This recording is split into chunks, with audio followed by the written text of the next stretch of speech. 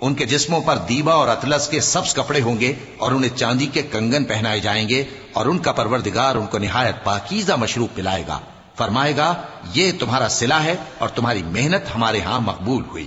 اے نبی صلی اللہ علیہ وآلہ وسلم، ہم نے تم پر قرآن بتدریج نازل کیا ہے، تو اپنے پروردگار کے فیصلے کے لیے انتظار کیے رہو، اور ان لوگوں میں سے کسی بدعمل اور ناشکرے کا کہا نہ ماننا، اور صبح و شام اپنے پروردگار کا نام لیتے رہو، اور رات کو بڑی دیر تک اس کے آگے سجدے کرو اور اس کی پاکی بیان کرتے رہو۔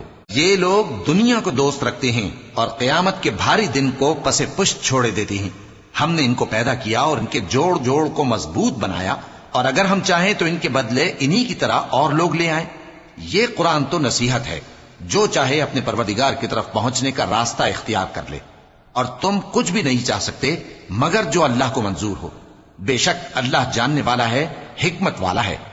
وہ جس کو چاہتا ہے اپنی رحمت میں داخل کر لیتا ہے، اور ظالموں کے لیے اس نے دکھ دینے والا عذاب تیار کر رکھا ہے۔